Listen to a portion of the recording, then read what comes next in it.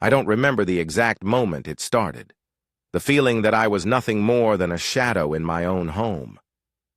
Maybe it was when I was 7, watching from the hallway as my parents set up my sister's new crib in my room while my things were moved downstairs into the cold, damp basement.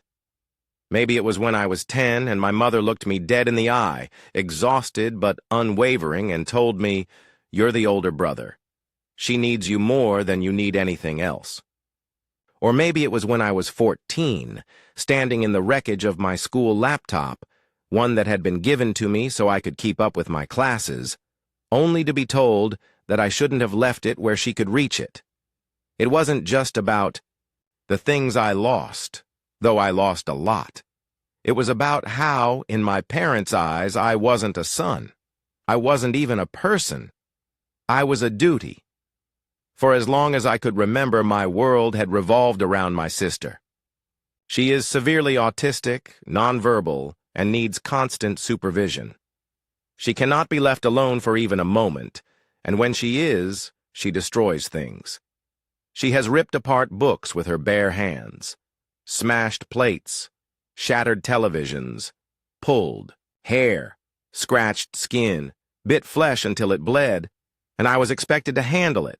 I was 6 years old when she was born, and from that moment on, I was never just a child again. But I know the moment I snapped. It was last week. My father and I were talking about college, and he chuckled as he said, "You should get a degree that pays well so you can take care of your sister when we're gone." I don't know what changed in me. Maybe it was the ease in his voice, like it was an expectation he had always assumed I would fulfill. Maybe it was the fact that, for years, I had been waiting for them to tell me, "You've done enough." That moment never came, because in their eyes, I had never done enough. And I never would. I don't remember much after that, only that my voice was hoarse from screaming and my face was wet with tears. I locked myself in my room, shaking, waiting for my parents to come after me, to check on me, to comfort me.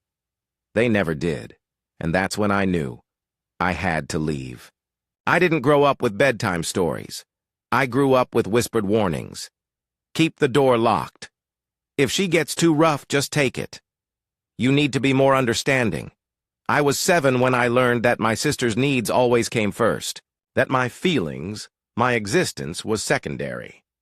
I had a small collection of action figures once. Superheroes, their capes frozen in mid-flight, their fists clenched in eternal battle. They were my escape, my little world where good always triumphed over evil. One day my sister found them. By the time I got home from school, the only thing left of them was plastic rubble. I cried. My parents didn't comfort me. Instead, they said, "She doesn't understand. You should have kept them somewhere safe." But where? I had no safe place. When I was 10, I had a birthday party, just one. I remember the excitement, the invitations. I had spent weeks writing by hand, the decorations I had helped pick out. And then, 10 minutes in, my sister had a meltdown. The cake was thrown to the floor. Gifts were ripped open, destroyed. My friends' parents quietly ushered their kids away, murmuring apologies and excuses. I never had another birthday party after that. By 12, I had stopped asking for things. By 14, I had stopped expecting them. And by 16, I had learned that the world wasn't mine to belong to. It was hers, and I was just a caretaker passing through it. The first real break happened over something so stupid, so small, that I almost feel ridiculous for how much it mattered. I wanted to see Spider-Man. A simple thing. A movie. 2 hours in the dark, sitting with a friend, pretending, just for a little while, that I was normal. I turned my phone off in the theater. When I turned it back on, I had 10 missed calls. I barely had time to step through the front door before they were on me. "What if we needed you?" What if your sister had a meltdown? What if something happened? They grounded me for a month, for going to a movie, for having a moment of independence. But the final straw wasn't that. It was the school speech. I was chosen to speak at a major event. My parents promised they would come. I kept looking for them in the audience, searching, hoping. They never showed. When I got home, I asked why. They didn't even look sorry. Your sister needed us. And that was it. That was always it.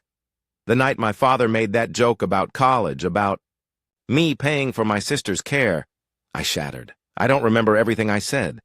I just remember the rage, the grief, the betrayal spilling out of me in raw, unfiltered screams.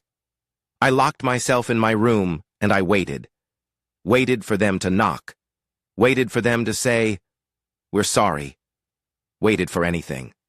They never came, and that's when I knew.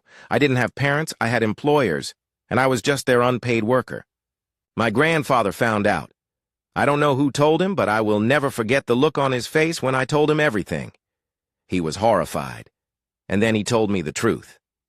My sister was supposed to have a professional caretaker. My parents had been taking money from family to pay for one, but there was no caretaker. I had been their replacement. That money?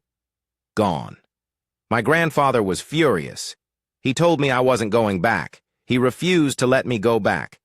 For the first time in my life, someone saw me and they chose me. The last time I saw my parents, I was packing my things.